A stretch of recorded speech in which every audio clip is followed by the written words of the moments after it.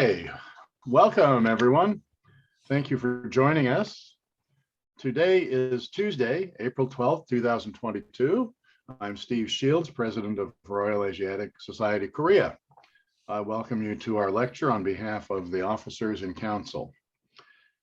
The Royal Asiatic Society traces its beginnings to India in the late 1700s and was chartered in London in 1824 by His late Majesty King George IV.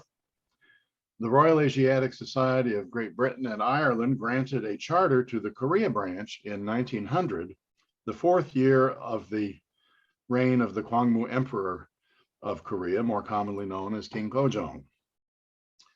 RAS Korea expresses sincere thanks to our generous sponsor, Asia Development Foundation, for their continued support. We also thank our members who have paid their annual dues. Your dues provide essential funding for this lecture program.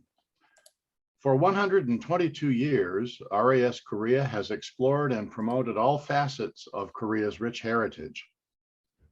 Members receive our annual journal transactions and are recognized reciprocally by most RAS affiliated societies. If you're not a member, we'd appreciate it if you'd buy a quote ticket unquote for tonight's lecture. Refer to the donation page on your screen, and I'll put the information in the chat box momentarily. We would love to have you join us as members. It only takes a few minutes to sign up. Membership gives you the opportunity to support the first and oldest Korean studies organization. See our website at raskb.com for details. A link will be posted in the chat box. We're joined tonight by Professor David Mason, who will be sharing new research on Choi Chi-won called New Views of a Lonely Cloud. Great scholar, writer, and spiritual sage Choi Chi-won, born in 857, is one of the most interesting yet enigmatic figures of all Korea's cultural history, displaying many virtues and talents and symbolizing many key themes. He exemplifies the tragic spirit of the Unified Shilla Dynasty's waning days and the incipient harmony among Korea's Buddhism, Daoism, and Confucianism, a general culture hero of Korean tradition. Choi served as a government official in both Tang China and Korea, but then adopted the scholar name Ko-eun, Lonely Cloud, to reflect his feelings about his later years in the ineffective internal exile. He practiced Taoism and lived in great Buddhist temples, recorded their histories inscribed on stone monuments, and then became immortal. This lecture will talk about some new research discoveries about his life and legacy that he imprinted on the next more than 1,000 years of Korea's cultural development. David Mason is a professor of Korean cultural tourism at Seoul's Sejong University and a researcher on the religious characteristics of Korea's mountains and pilgrimage traditions associated with them. Prior to this 18-year professorship, David spent 5 years as a consultant for the Ministry of Culture and Tourism and helped in the development of the now famous Temple Stay program. 15 years before that, he was doing other academic work in Korea. He has authored 10 books on Korean culture and tourism, has extensive experience of exploring and tour guiding Korean sites, and is a skilled lecturer on their interesting aspects both in person. RAS Korea reminds you, lecture content does not necessarily reflect the opinions or positions of Royal Asiatic Society Korea. After the lecture, we will have time for questions. So now let's please welcome David. Hello, everybody. Thank you very much for attending.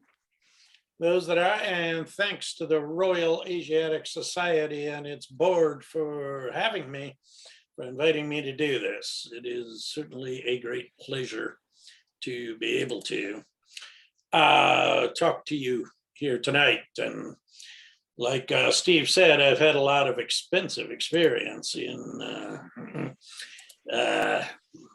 researching all these things and having my education in Korea for the last 4 decades. This July, I'll celebrate the 40th anniversary of my first arrival in Korea. So now here we are gonna go. This is a kind of major themes and new discoveries.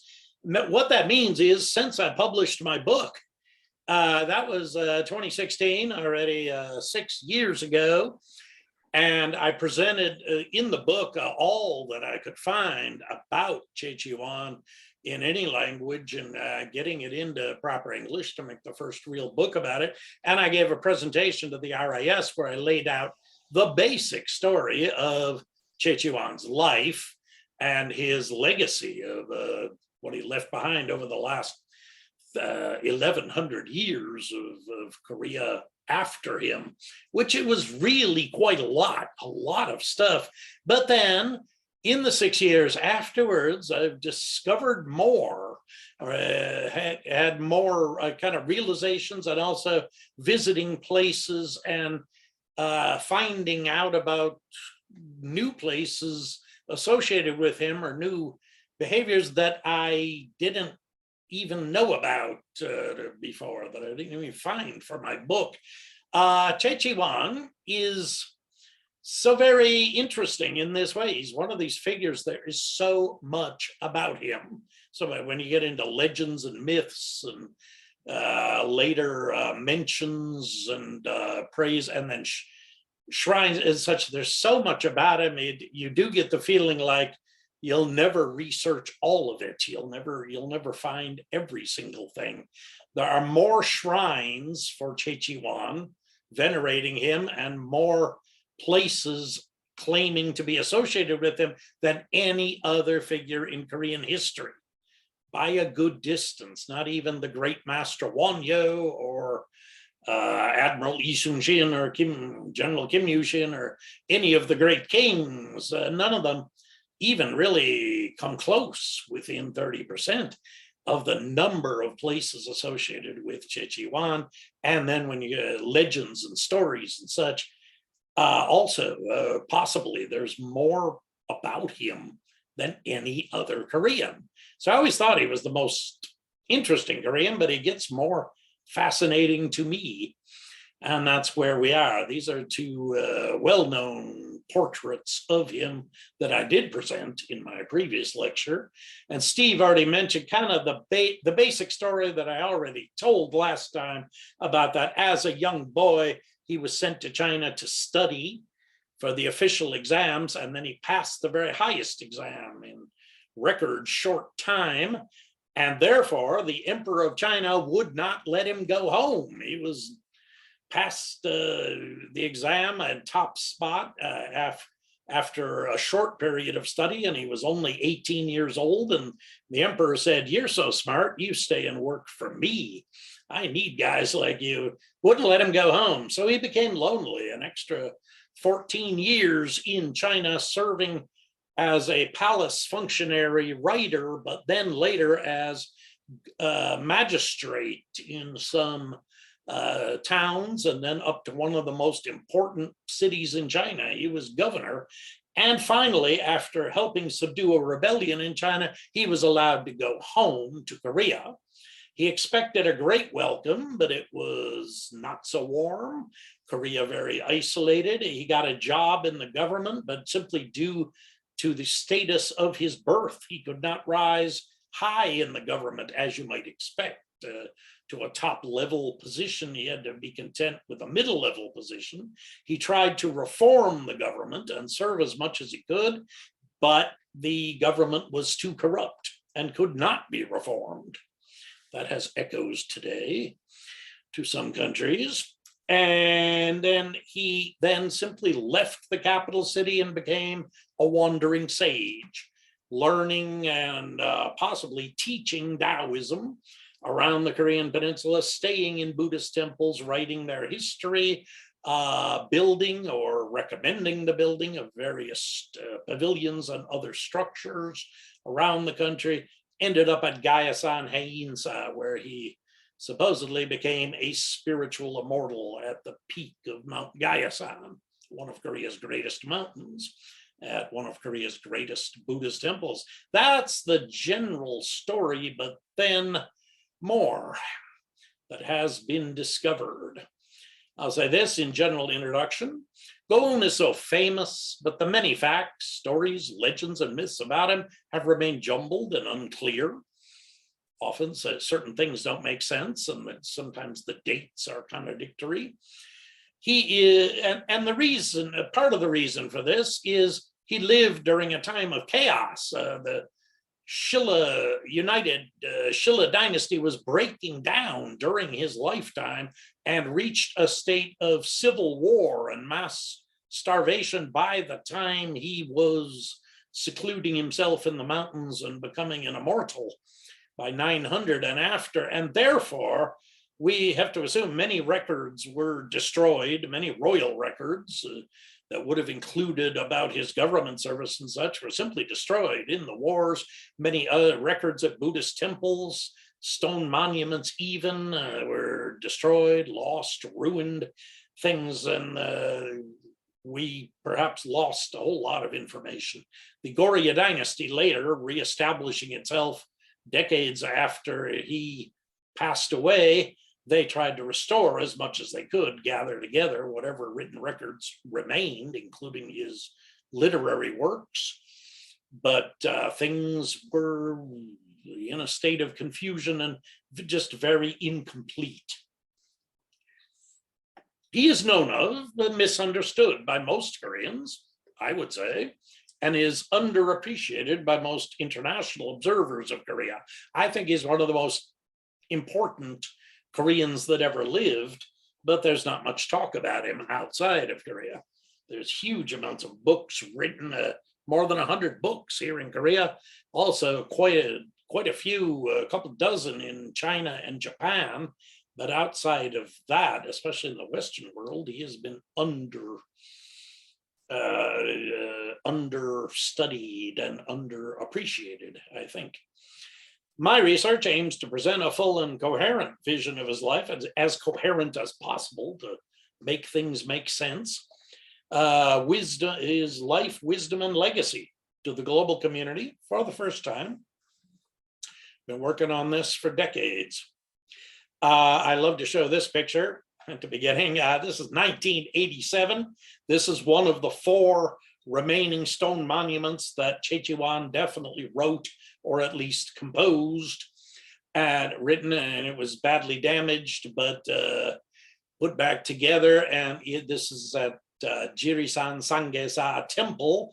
And this is back in 1987 when I first heard about him. The first time I ever heard anything about him, just having a Buddhist monk and my Korean girlfriend kind of explain what this monument was about and what it said and who he was. And I got interested way back then, 87. And ever since then, I thought I had the idea, well, if nobody else writes a book about him, I guess I should write the book. I would love to, and finally did, and still studying him, still interested. He is shown in many various different ways in modern artworks and older Joseon Dynasty artwork, showing him as a real person, not as a god or a deity, but a real person with real concerns, somebody who's known the headaches of a government official and a reformer and trying to get something accomplished against all the bigotry and the odds, as well as this more romanticized kind of version from Joseon of him as a scholar in natural paradise, a man of nature, a man of wisdom. Now, things I'll show you about tonight are listed here, 9 different factors, major new discoveries or speculations or whatever that have just come up. And I do plan to do, by the way, a 2nd edition of the book upon my retirement that's coming soon. to get a second edition out with corrections to the Chinese characters and adding in all these new things to it, and new considerations and places. I would like to begin with my most recent expedition to a place. I had heard of this place, but didn't really know where it was. But then I have a friend in Yangsan County. They call themselves a city these days, but it's not really just the downtown area of the town is a city. It's actually a county, and this is out in the rural part of the county, Yangsan. It's just north of Busan. It's on the Nakdong River. And I got to go. A friend of mine knew where this was, drove past it on his way to work every day. And he was kind to host me and a couple of friends to come there and see this thing, the Imyeongdae Pavilion. Now, this is entirely modern and reconstructed, just on the site where legend said that Choi Chi-won had built a pavilion, or that could mean that somebody built it for him, or that he recommended a pavilion be there, and then the local government built it. Nobody knows with this kind of a thing, but it said that Choi Chi-won built the pavilion. I just don't think that he was cutting wood and with a hammer and nails, actually putting it together, himself being a dignified Confucian scholar. Anyway, they've made it into a nice place and rebuilt on this stone foundation that supposedly, well, it's right under a mountain peak in back, but cannot be seen. A lovely pavilion. And from inside the pavilion, the views are wonderful. And you can easily understand why a great scholar sage, deeply into Daoism, as well as Neo-Confucianism and being a Buddhist believer, somebody would want to have a pavilion in a place like this, a place to sit and contemplate and enjoy the view. This is the Nakdong River, and we're looking kind of up north as it runs up north toward back deeper into Gyeongsangnam-do towards Miryang, is it? Whatever, but this is within Yangsan County, all of it, and there's this white thing down here, a new bridge, this thing that they're just now building under construction. I'm not quite sure if it's highway or going to be KTX train. Couldn't really tell. It looks a little narrow to be a expressway bridge, but it could be just a highway bridge. I don't know, but the view from here of a great wide part in the river and all kinds of mountain peaks within distance is very nice. This is from the backside looking at the pavilion and then out at the view. They've done this very nice with fencing and walkways, pathways, and even here, there are signs here that you should take off your shoes and put on sandals. They put out a bunch of free sandals here.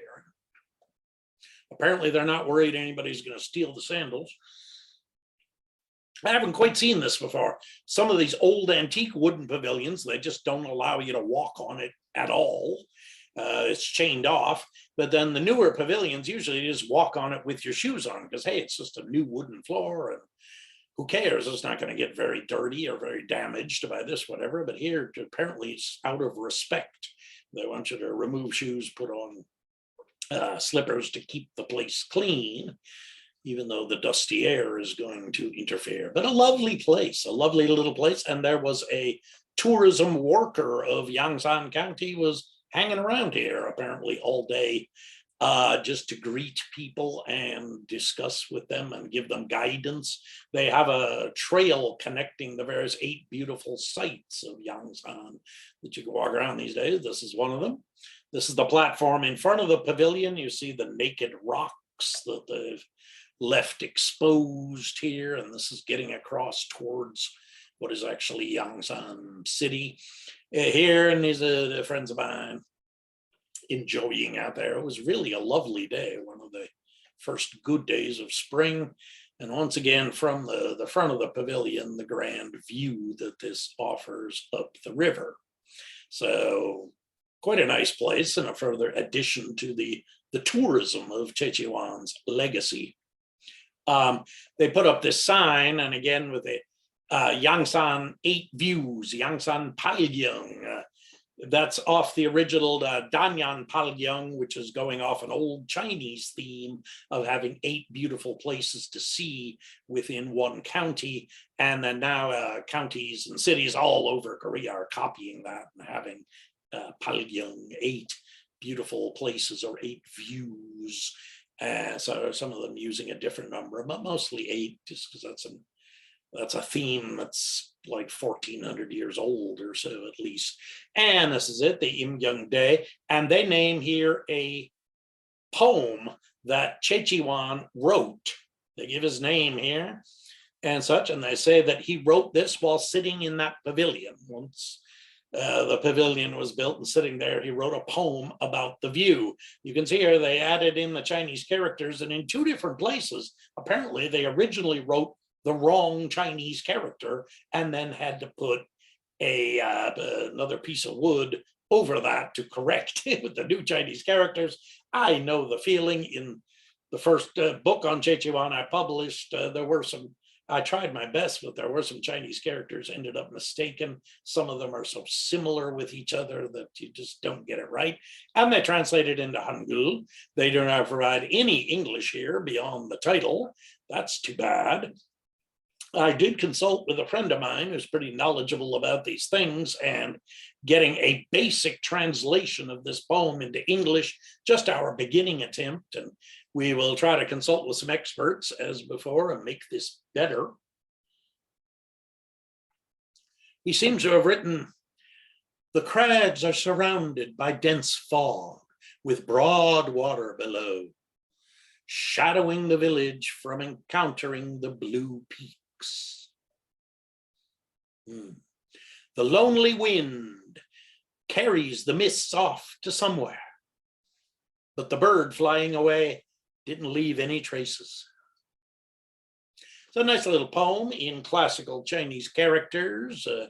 It doesn't really come off in English with the right kind of meter, and certainly not rhyming and such, but you get kind of a lonely feeling from it, which very much fits him, the Lonely Cloud, as was his pen name, and a feeling of that all his life as he was trapped in China without family for 14 years, and then upon returning to Korea had trouble reconnecting and making friends, and ends up as kind of a lone figure wandering the mountains from place to place. And he watches the wind, he calls it a lonely wind, and it carries the mist, the dense fog, carries it out somewhere, who knows where, just like him.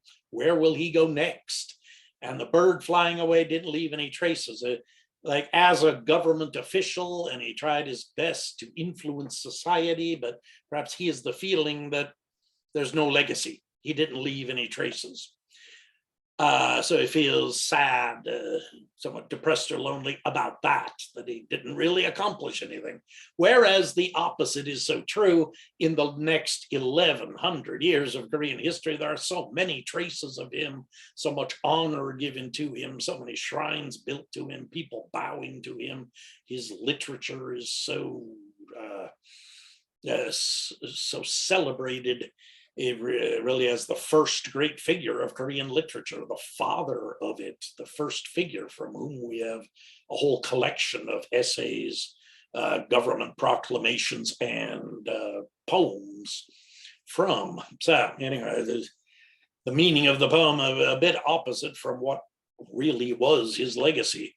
I just want to note, as a tourism professor, this is up above the pavilion, starting the trail leading down, and they made, as usual, just a very nice park with benches to sit that don't face each other, but you can just sit quietly and read a book or enjoy among these beautiful twisting pine trees up here on the hill. So many places like this in a county like Yangsan by now.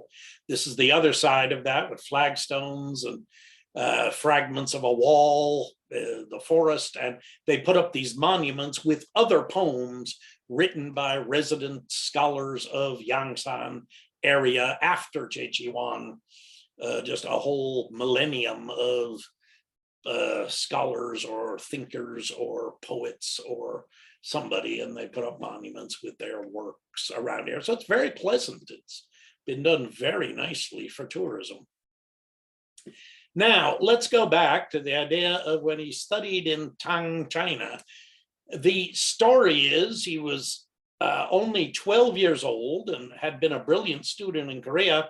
And his father ordered him to go to China, essentially alone. They were just middle-class government officials with no family companion, no guardian that we know of, but to make his way to China and go to the capital of China and study for the imperial exams, which were the most difficult exams in the world at that time. And he was just 12 years old. And his father told him, if you don't pass the imperial exam of China, you're no longer my son. I will disown you. And Che took that seriously. Most students studied 10 or 12 years for the exams, and he studied just 6 years. Then he sat for the exam and he passed the highest level of the exam at the very top of the student body. So this was incredible. At just 18 years old, younger than everyone else, he passed. Now, this brings several things here. Korea's cultural theme of exile loneliness. And if you study Korean literature at all, in any way, you know what I mean. Most exemplary is the unofficial national anthem, Arirang Rio, where a rather sad sounding song that seems to be about being away from home. And I miss my home, I miss my people, my village, but like I'm going down the river to the capital and I don't know when I'll get back. And this was very much amplified in the early 20th century with colonialism, as Koreans were taken away from their home villages to industrial efforts, to be industrial workers in different places in Korea, and then to Japan itself and up in Manchuria, and we're away for just years and years, and you're lucky to even be able to write a letter back home occasionally. But the loneliness feeling, the feeling of exile, and the Koreans who ended up over in America, in Hawaii, and those who were exiled to China during the independence movement, and I was just missing the homeland, missing the people, wish I could go home. And Choi Chi-won is the first example we have of that. Since he is the first figure with an extensive Korean literature at all, this kind of makes sense with all of them, but it is our first example of that feeling, which does run through a whole lot of Korean culture. Yeah. Number two, the education obsession by parents. Now, I think all of you are kind of aware of that. Everybody knows about modern Korea, and this is something that stretches way back, okay? But this whole idea of Choi Chi-won's father saying to him, you pass the exam in 10 years or else you're not my son.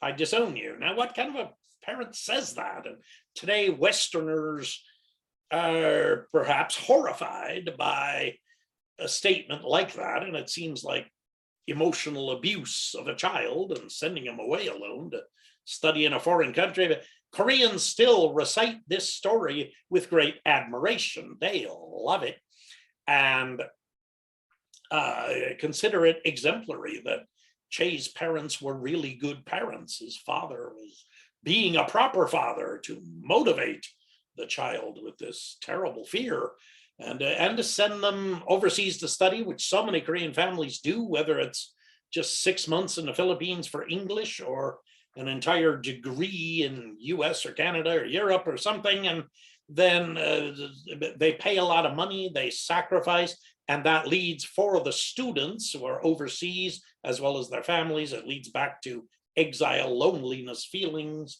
that they express these days on TikTok instead of in poetry. But anyway, a strong thing throughout Korean culture for those who were allowed to get education, which was only a small part of the population in previous centuries, but definitely has come to the fore in the 20th century. And Choi Chi-won is our first example in any kind of Korean literature or history study or anything of education obsession, severity, almost you might say a bit of psychosis over education. and rejection and exclusion of those returning from overseas. This has been something much noted in the 20th century and was somewhat noted by some in like Neo-Confucian circles in the Joseon Dynasty, those who studied in China and such.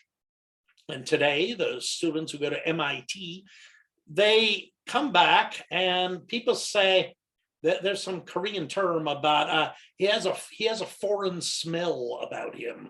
They note that he's changed because everybody always does. If you spend years in a foreign country, you change, so you become a different person, especially if it's a country that has a very different culture from yours, quite a different sort of civilization, and you change and you get a different mood and feeling. I certainly did when I was first in Korea and East Asia, and I went back to America, and people, my old friends, thought I was behaving weirdly, and I had some strange ideas and perspectives and definitely strange interests and obsessions. Well, Choi Chi-won, 14 years in China, and he found that it was hard to make friends. People say, people talk behind his back that he speaks with a Chinese accent now, and he uses different vocabulary, very strange. And his ideas are like of China.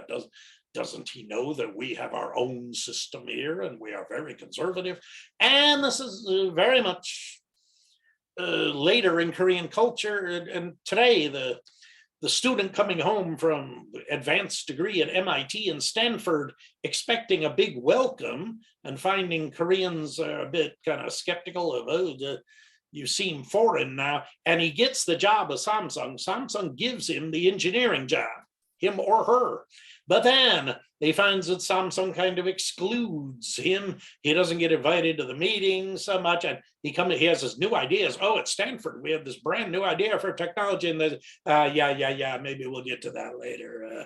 We've got our own ideas for the company president told us what we should be researching now. And again, they're conservative and they're not really interested in your new ideas from overseas, as well as the social attitudes. You might have more liberal social attitudes picked up in foreign study and finding yourself somewhat rejected.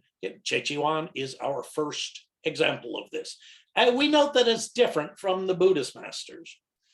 And that's a bit curious, but generally Buddhist masters, the early ones who went to China, studied the great teachings, came back to Korea. There's simply no record. There are many of them before Choi Chi-won. There's no record that they were rejected or excluded, or people said they talk funny.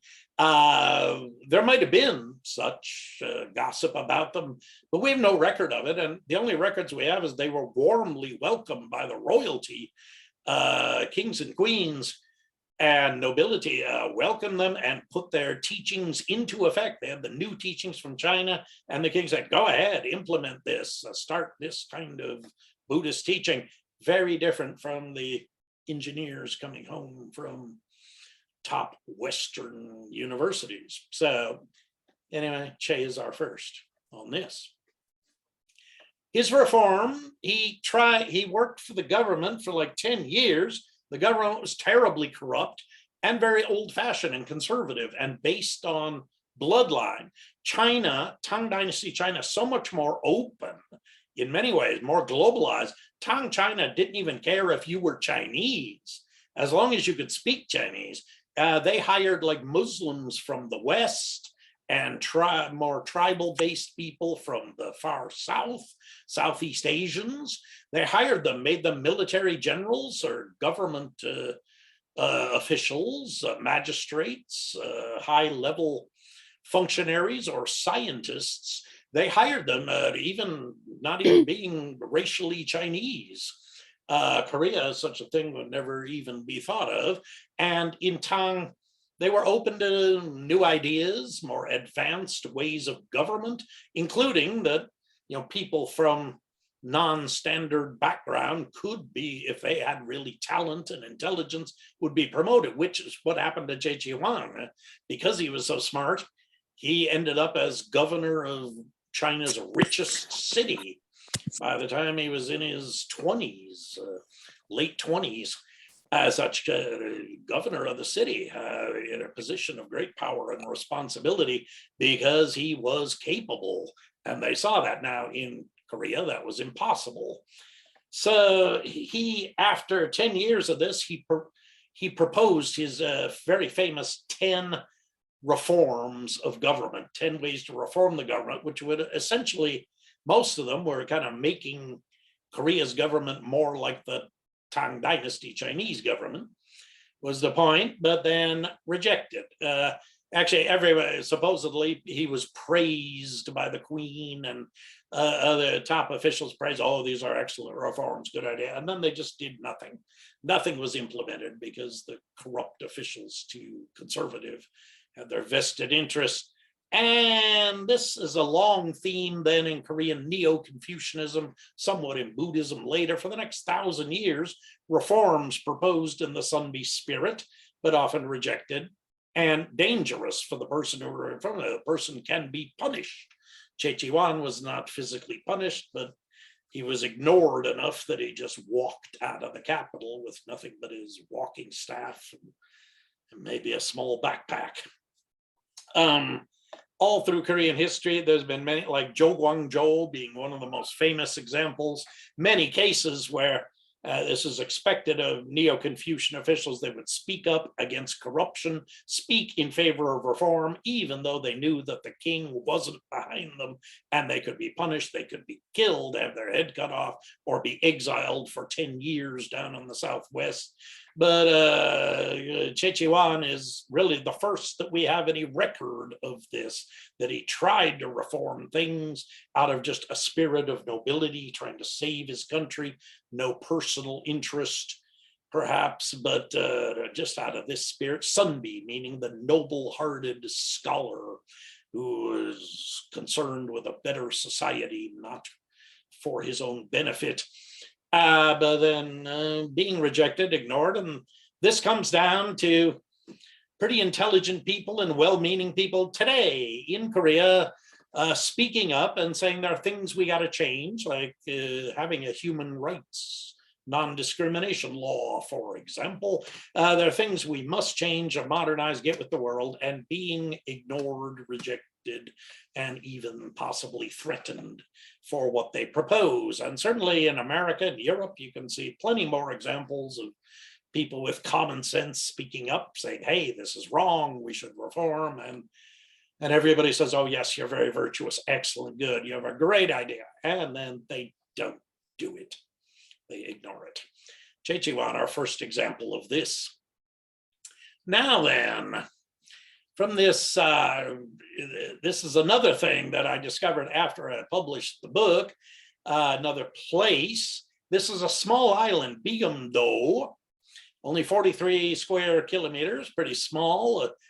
Some people live on there, a couple of fishing villages. He stopped by there either on the way to China or on the way back from China. There are two different stories that as often just contradict. We don't know. He created a well to relieve a drought. They were having a drought. They had no fresh water, only surrounded. He figured out through his kind of Taoist intuition the correct place to dig in and find a well, and he was right. There was sweet fresh water in there, and they, ever since, for 1,100 years, the people of this island, they called it the Goeunjung, the lonely cloud well, and in modern times put up this monument there, and people still come there. There's a scooper, and people still come and drink the water. Very few tourists come out here to Bingsan-do. But there's a very small island next to Bingsan-do, even smaller island, Uiseong-gun. Supposedly, he created this flat rock, which was in a flat position, but has since slid down here. A flat rock, and drew lines on it to play Baduk. Baduk, which the Japanese call Go. It's that game with many thin lines across and black tiles and white tiles, and you try to surround your enemy, a game I still intend to learn and become a genius at someday. Another retirement project. Supposedly, Choi Chi-won climbed way up here to the peak of this mountain and designed a Baduk playing board and played against the Sanshin, the mountain spirit, the spirit of this mountain appeared and played Baduk against him. In the record that we have, there is no indication of who was the winner of the game, or if they played multiple games, a whole tournament, not known, but it's just said he played against the mountain spirit. That's extremely charming to me. Now then, this comes into modern culture as at Bingsan Gyegok, he was born, champion Lee Se-dol, one of the most famous Baduk champions. He was famous more a decade, 15 years ago. He played against the supercomputer named AlphaGo, and I forget who won or what. He was born on Bingsan Gyegok, and his family used to go over and visit this site and brought him up there one time when he was a youth and showed him this Baduk rock of Choi Chi-won.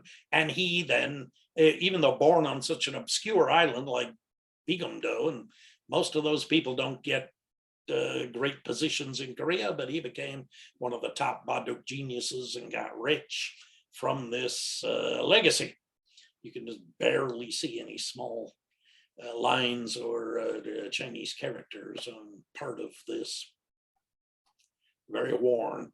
So that's just a charming modern thing.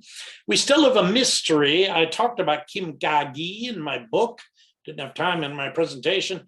Supposedly a Korean person, a modern painting and a modern bronze casting here, that went to China as a Taoist master. Either he studied Taoism under top masters in China and became enlightened and powerful, but some Korean nationalists today would like to say that he learned Taoism in Korea, native Korean Taoism, if there was such a thing, and he brought it to China and taught the Chinese there in Xi'an, the capital of China. And this is still a bit of a mystery.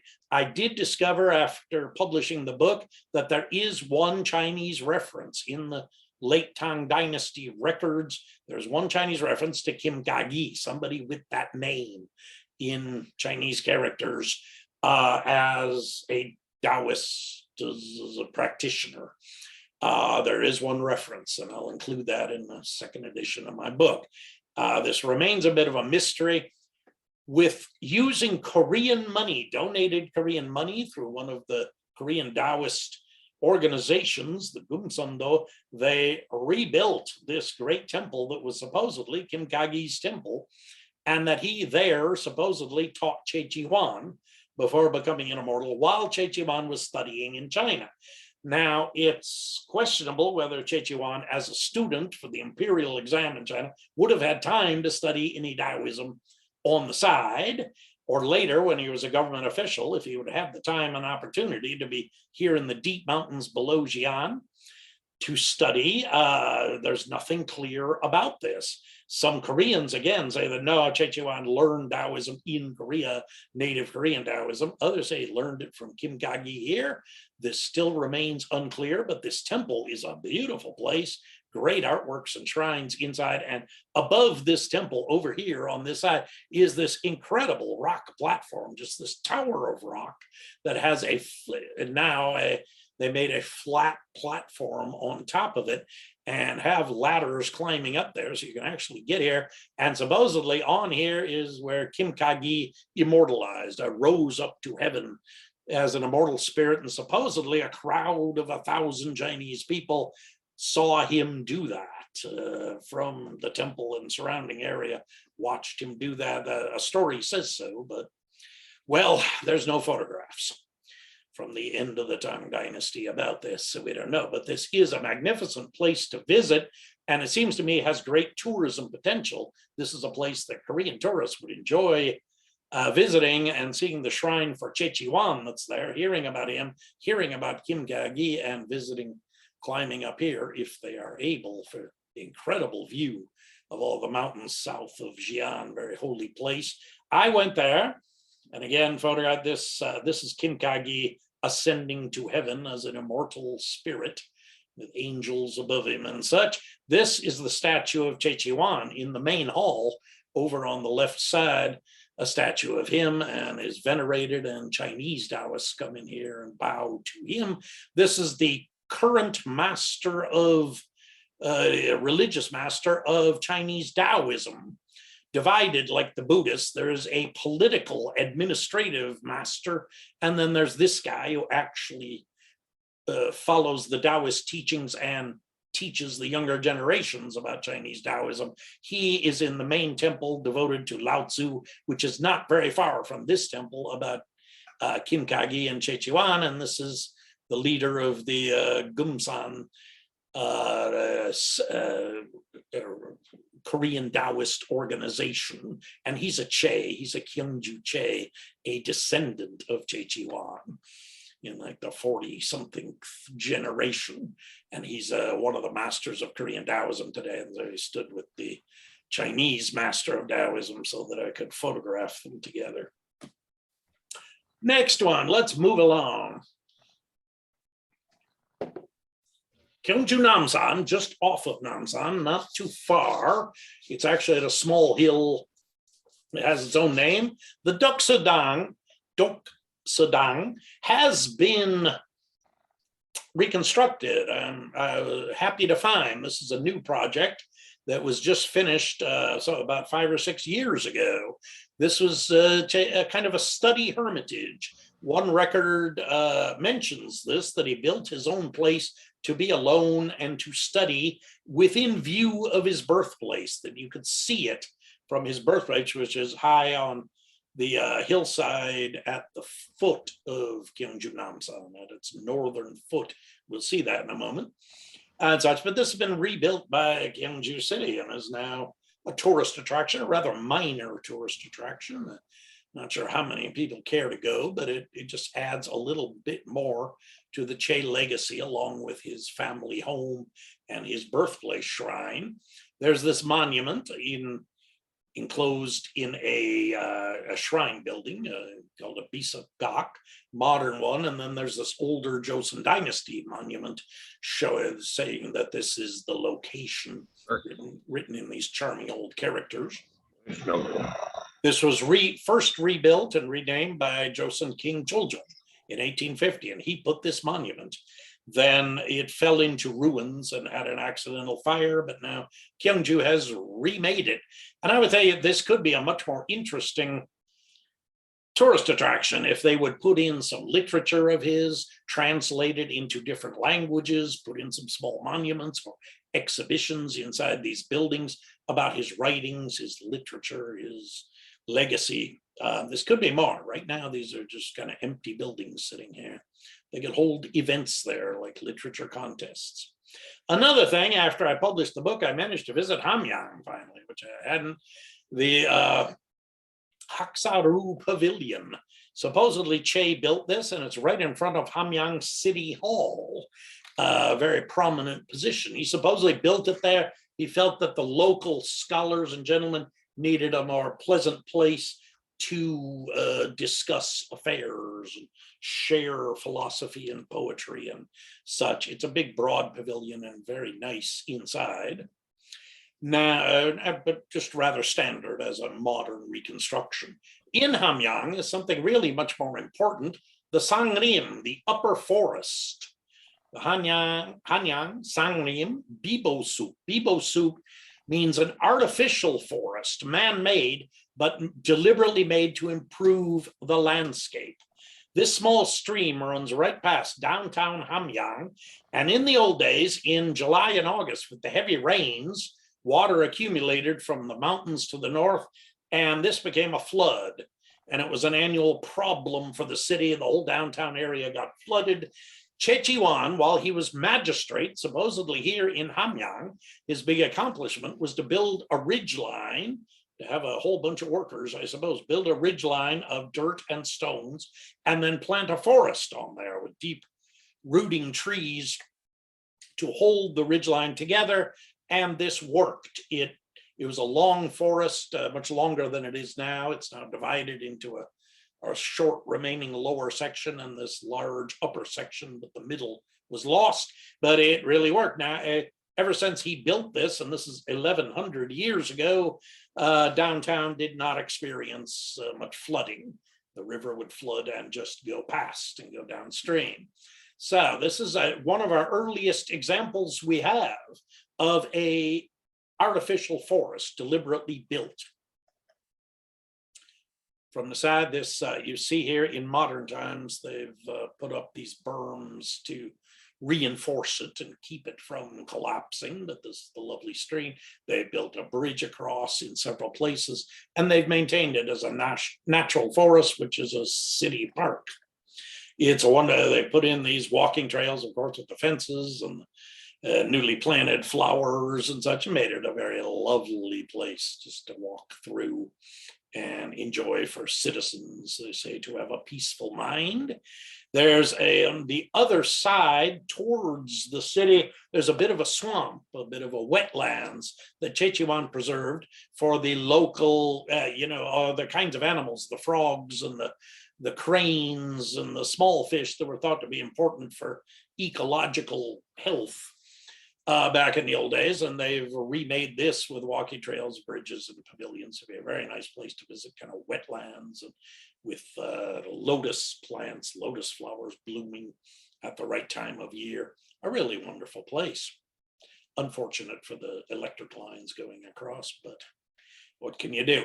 Now, the factor that I discovered after realizing that living at the same time and not far away was Doseon-guksa, the great master of geomancy, feng shui, Korea's feng shui, which is called Punsujeri. He's the originator of that. He is a double enlightened Buddhist monk, super enlightened in both scholastic Buddhism and Zen Buddhism, the only one ever to be officially enlightened in both and have the diplomas.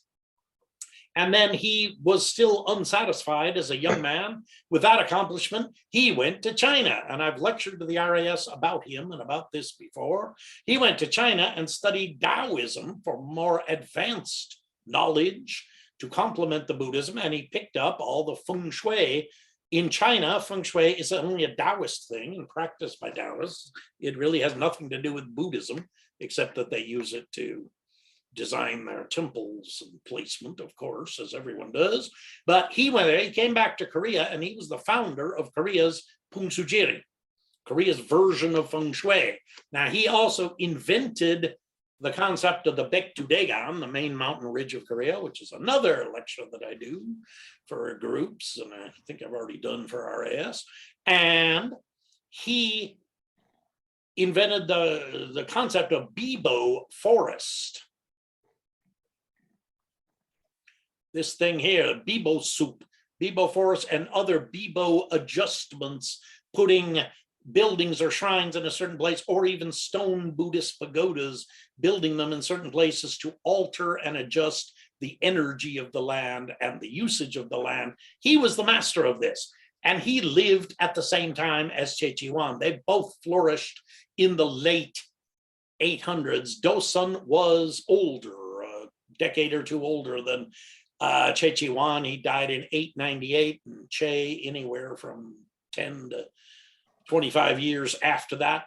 But he was there, and he was on the south side of Jirisan Mountain at a couple of great temples there on the south side. At the same time, I discovered that Choi Chi-won was being magistrate in Hamyang, and Hamyang is on the north side of Jirisan, kind of the northeast side. He was right there. So it's very possible that Doseon-guksa came up to visit Choi Chi-won, whether deliberately or just passing through. He could have walked around the mountain or over certain passes of the mountain and come right to Hamyang. Not a very long journey. Now, there is no record that the two of them ever met, I must admit. I really wish that someday the record will be found. But there is none, because you must just imagine what a fascinating conversation he would have had with a Confucian genius like Choi Chi-won, who was very interested in Taoism, the kind of great conversation. But, okay, that is possible, and this is the Punsujeri of Doseon-guksa. It kind of maps the arrangements, today, the legacy left over in shamanism and Korean Daoism and design. Okay, Feng Sujiri, Korea's Feng Shui. So I'm asking the question simply, did Master Doseon-guksa advise Hamyang Magistrate Choi Chi-won to design and build the Hamyang Sanglim Bibo forest? It would have been perfectly natural. It fits. And Choi Chi-won, he's not known to have built any other forest. He constructed pavilions, mainly pavilions or shrines around all over the southern part of South Korea during his career and his later wandering, and stone monuments, plenty of stone monuments with his inscriptions, but he's never known. This is the only case where he built a forest. Could it be that Doseon-guksa advised him to resolve the flooding? He said, I know how. I got a good idea for that. And then Choi Chi-won, as the government official, he put it into practice, made it happen. I think this totally makes sense to me as a speculation, but yeah, we got no evidence. Still, in the forest, there's this old monument from the 1800s for Choi Chi-won and what he did with this forest.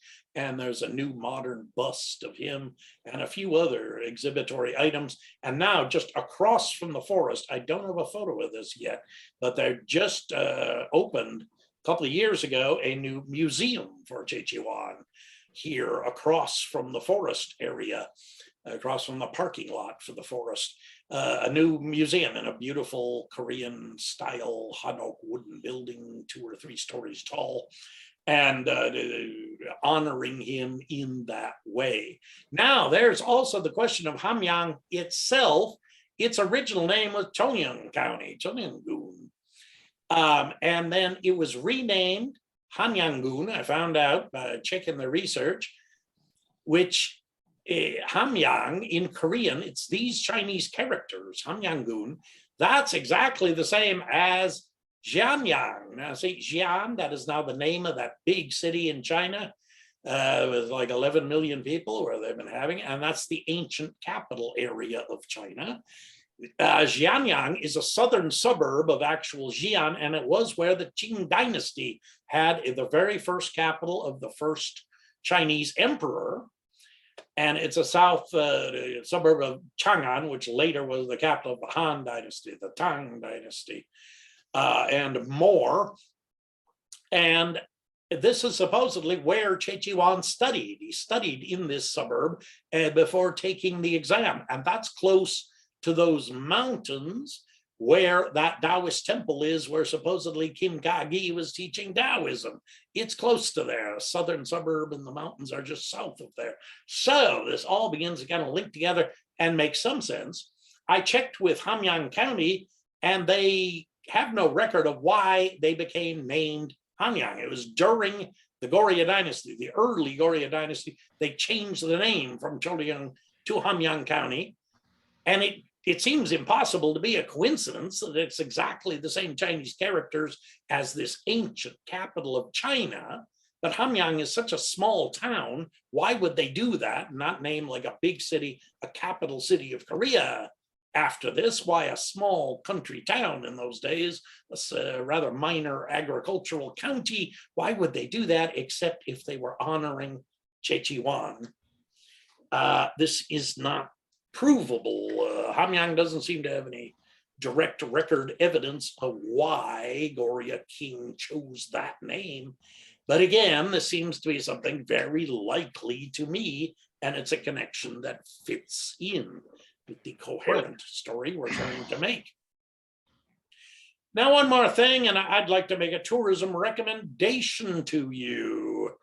For this summer, when it gets really hot, the summer with global warming, summers are hotter and hotter, come down here. This is Uiseong-gun, a little known county of North Gyeongsang province. It's not a famous place at all, and you can drive for quite a while and not see anything famous, but it has this now, the Bingsan County Park here, Bingsan, and it was apparently Goun's summer retreat area called Ganju. It mentions in the records that he stayed someplace called Ganju, which was north of Andong or around Andong. And I couldn't find any place, any record of anything named Ganju until finally discovered this place, which that could have been the old name of this. There's evidence there locally thereby of a Ganju town, but this is a retreat valley, and it's a unique and great place to go. And nobody knows about this in Korean tourism, but it's pretty incredible. It has all these holes, wind energy point caves, Pungnyu-gui. What? I can't read that because it's in my way, but Pungnyu caves, Pungnyu caves. These are places they connecting to a big underground cave system that has some freezing cold air in it for some reason, and it circulates in such a way that during the hot summer, the cold air comes blasting out of these holes. My wife is squatting here and putting her hand in, and her hand gets really cold. You can sit down, like there's a rock ledge here. You can sit down in front of this, and it's natural air conditioning. It's cool, dry air, just like from an air con that just washes over you. In fact, you really can't sit there more than 15 or 20 minutes. You start getting too chilly. You got to move away. You're going to catch cold. And there are now indoor structures with this cold air flowing into it from some of the holes. They put up a big tent structure so many people at a time can enjoy that together. And these are all over. You can walk around through the valley finding these and just cooling yourself off. I think it's a great place to go in the burning hot summer, and you should do it just like what Choi Chi-won did 1100 years ago, visiting this place. And then it has this one treasure there, the Uiseong-gun Saji, the meaning a ruined temple site, 5-story stone pagoda. It's not an exceptional stone pagoda. It's not a national treasure by any means, but it's a nice one, good enough.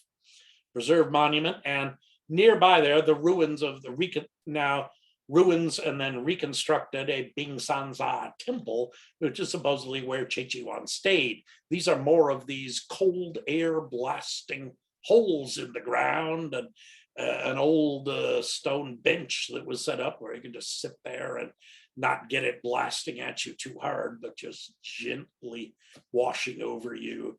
Very nice on a hot day. So please, make your summer plans and visit Uiseong-gun for this when it gets hot. Samtung-gun, Sundo Taoist compound, continuing controversy here. This is a Korean Taoist group, which used to have many members, but every time I visited it in the last 2 decades, they used to be bigger in the 90s and seemed to be rather sparse, not that many people there or involved with it, but they still seem decently financed. They built this modern compound, and the controversy continues whether Choi Chi-won became knowledgeable or enlightened or powerful in Taoism in China from Qinghai and then came and taught it here, or whether he came here and learned it. Different scholars, and there's even some Joseon Dynasty sources referencing both ways. This group here claims that he was a teacher. He became a master here and taught Korean students the Taoism that he had previously learned. Other scholars think it's more like he came to this area at Cheongdong and he learned his Taoism after being disappointed as a Confucian government official. They used to say this is from the 1990s, holding big festival. I'm not sure if they're that big anymore. I'm not sure what's happening there anymore. There just hasn't been recent news. I hope they don't go bankrupt, out of business. It's a very scenic, very interesting place, honoring the foundation figures of Korea, the Samsung, 3 saints of Dangun, his father and grandfather, and celebrating the Chunji-in philosophy, heaven, earth, and humanity, in much of their artwork and shrines. It's an interesting place, definitely associated with Che, and I don't know how we can resolve the controversies over his possible presence there. They sell this little card that fits in your wallet. They sell this there as kind of an amulet for gaining good luck just by having a picture of Choi Chi-won with you. And this is my favorite painting. I use this for the cover of the book of Choi Chi-won as an enlightened Taoist sage in total natural paradise background that resembles many of the places he's was known to visit or built pavilions at or whatever. Also at Masan City, I finally got down to Muhaksan with my friend, Mr. Che, another descendant of Choi Chi-won at fairly high levels. He's the one who runs the Korean Heritage Society page on Facebook, which has been very successful. This place, I mean, Go-un-dae, right at the top of the mountain, not the very summit of the mountain, but one of its subsidiary peaks. Supposedly, Che built a pavilion and meditated here, although no pavilion has been rebuilt, but they call it Go-un-dae, the Lonely Cloud platform, and it's part of a whole system of sites associated with Choi Chi-won or some other famous historical figures on this Muhaksan mountain of Masan City. Masan's famous as a port, but this mountain behind it turned out to be a really great mountain. There's 24 Buddhist temples all around, all over that mountain, and these historical sites. At this temple, outside in front of this temple, planted in the rock, is this very old monument recording the visit of Choi Chi-won to this area and saying that in this Confucian shrine down at the bottom of the foot of the mountain that Choi Chi-won stayed here for a while and was studying, is this monument claims. Now, this is with my friend, Mr. Lee, who I hope is watching tonight, maybe. He's helped me a lot in my Choi Chi-won studies. He's been very interesting. He lives down in Gimhae, and we're posing here in front of the monument pavilion that contains the ancient monument inscribed by Choi Chi-won here. Wolmyeong-dae, pavilion for observing the moon, for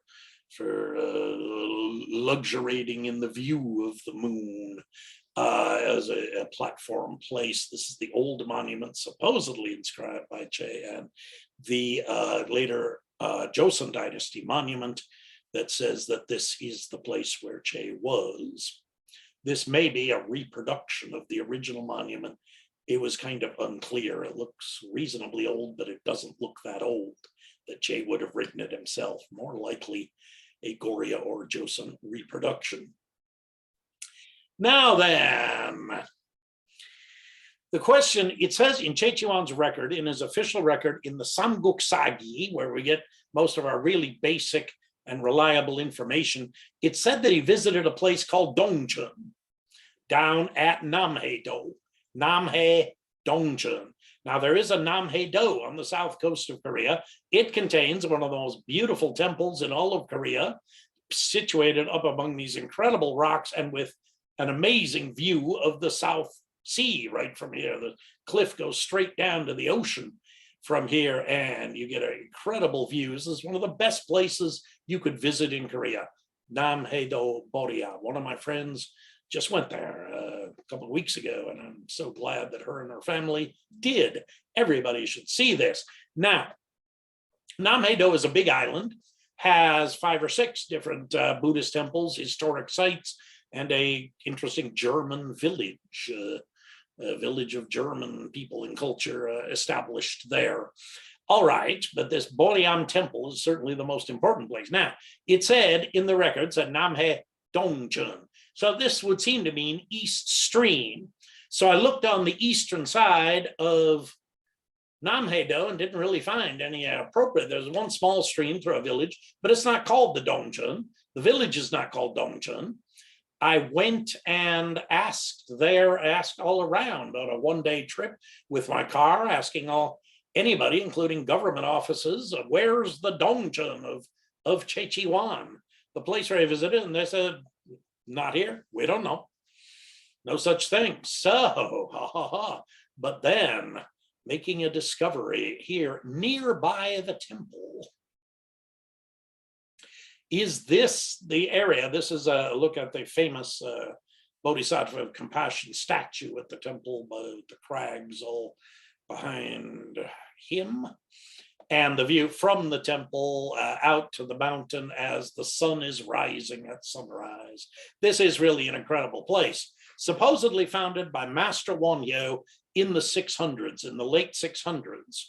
So by the time of Choi Chi-won already would have been 300 years old, this temple, and it's easy to believe he would have visited here, as he loved beautiful places like this, and he did visit many Buddhist temples.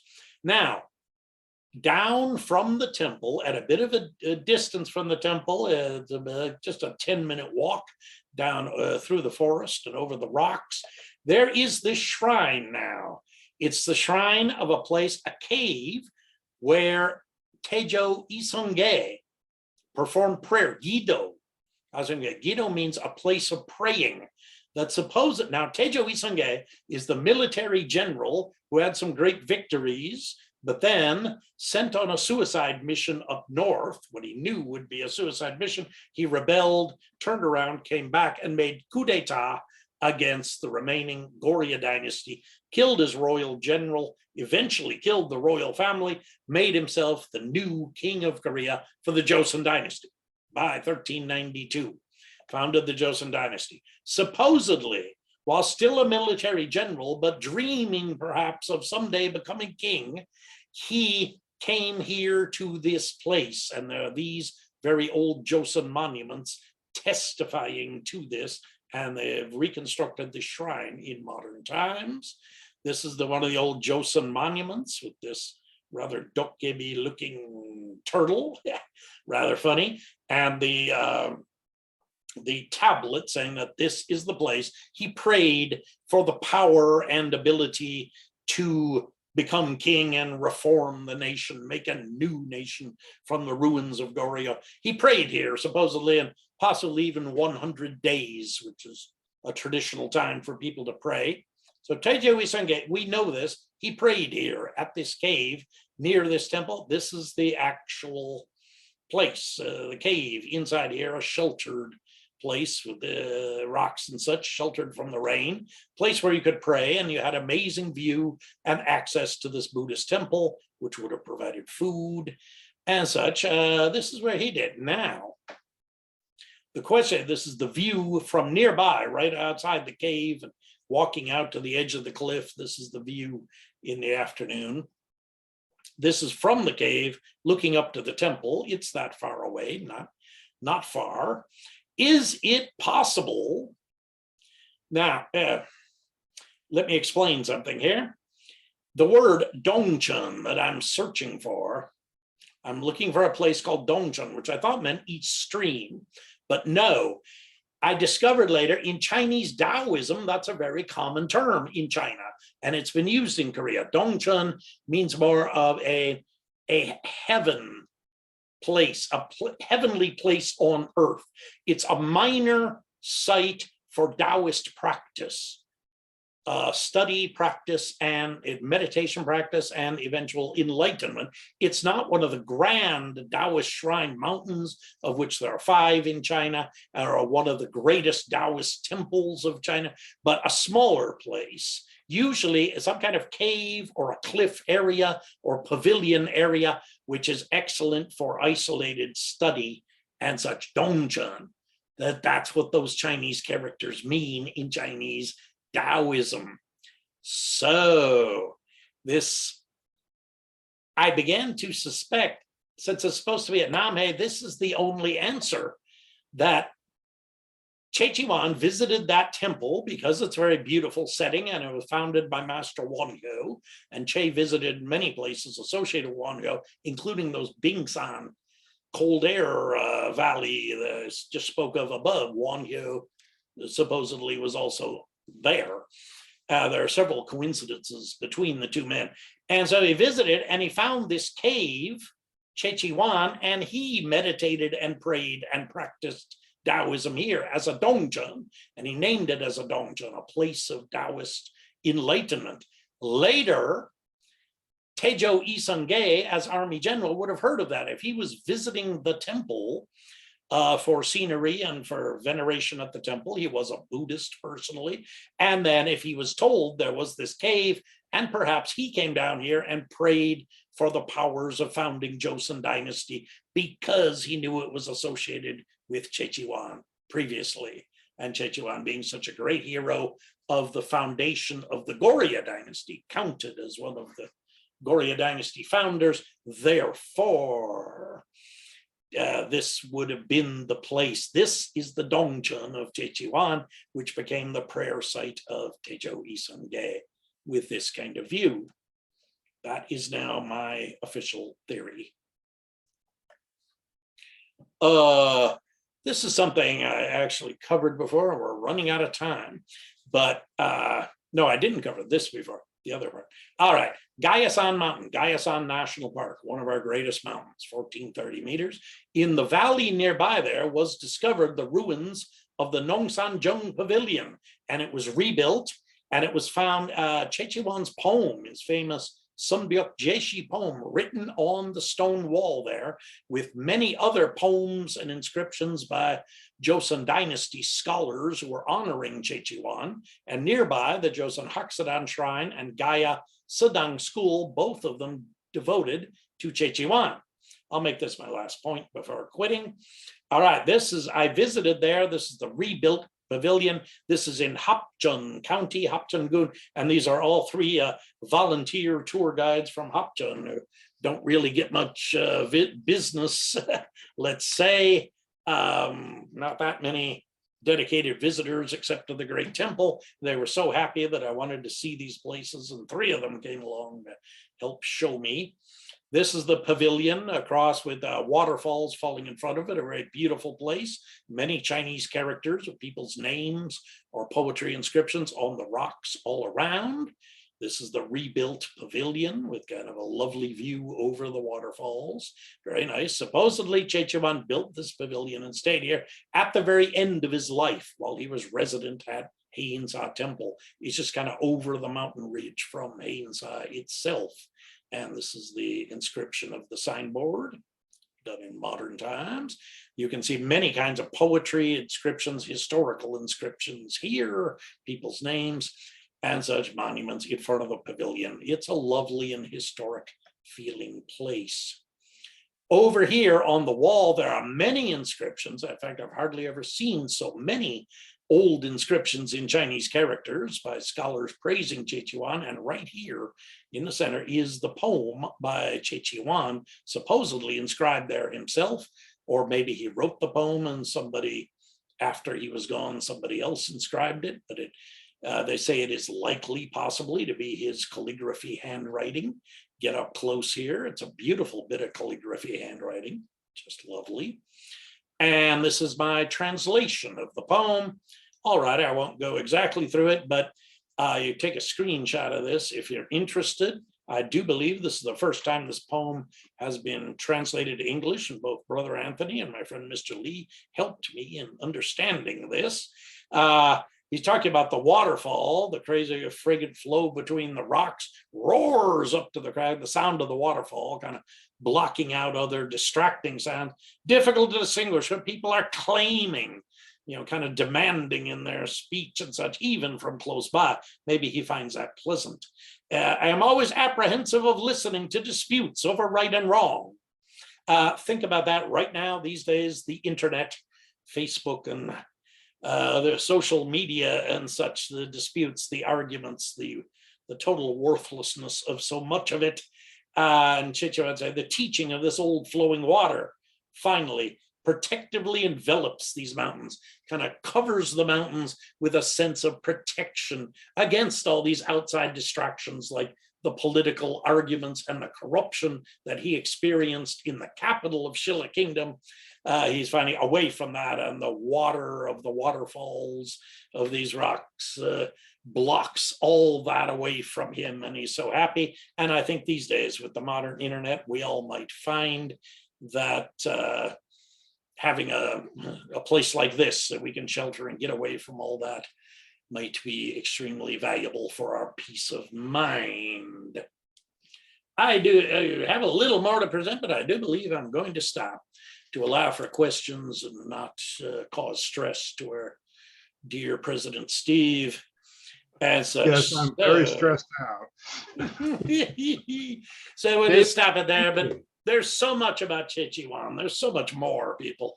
It is delightful to keep researching him and coming across this stuff. Yeah, wonderful. Thank you so much. We do have time only for one or two quick questions. So, hey, we got 10 minutes. We got 10 minutes. First come, first served. Stretch the time out.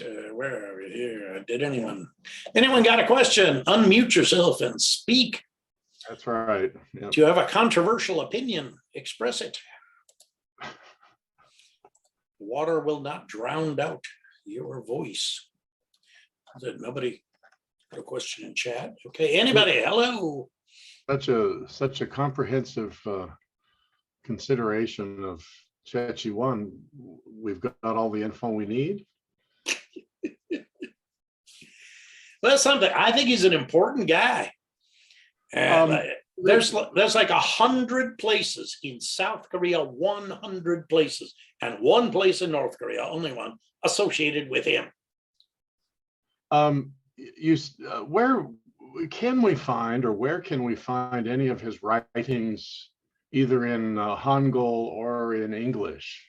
Have any of them been published other than excerpts in your book? Yeah. Or there's 100 books about him in Korean.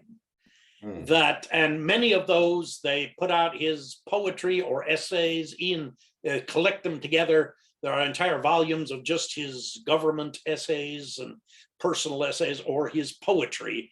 And of course, in any Korean university, if you study Korean poetry, he's the first one. He's the beginning. And they start with his collection. He's the first one that has any real collection of literature. Other figures of Korean literary history before him, we only have a few writings, or there are some Buddhist monks like Wonhyo, where you have a collection of their Buddhist philosophy writings only. But as far as poetry and essay literature, he's the first.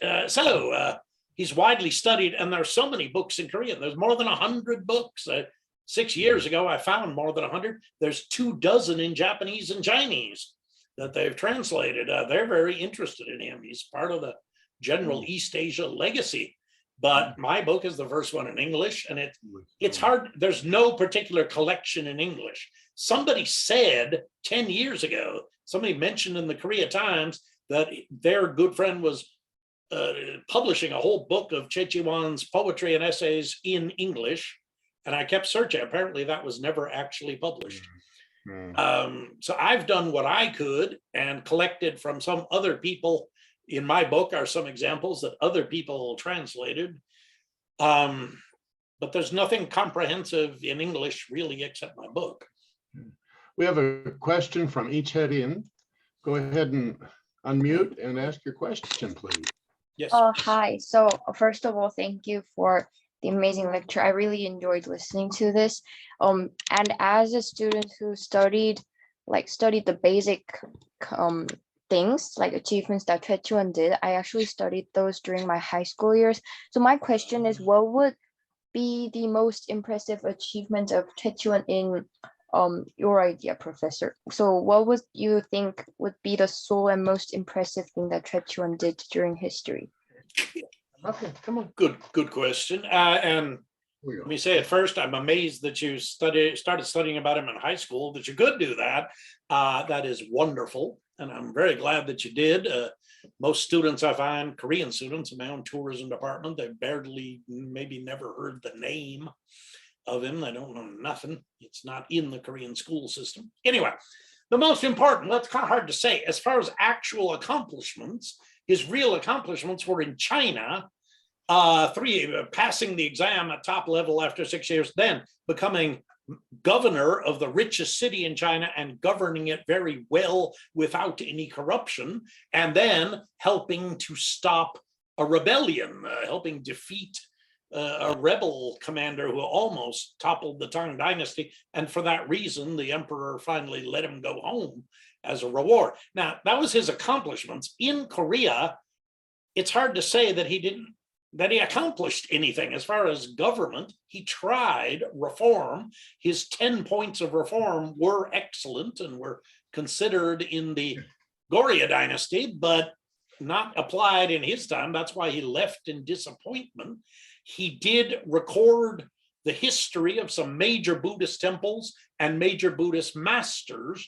Otherwise, we might not know the history, but he wrote them on those monuments I showed, like the one I was at in 1987, left that legacy. 4 of those monuments remain as intact and readable by scholars, and then fragments of other ones, so that he is credited by the Goryeo dynasty of helping found the Goryeo dynasty. As I said in my previous RAS lecture, described all about that.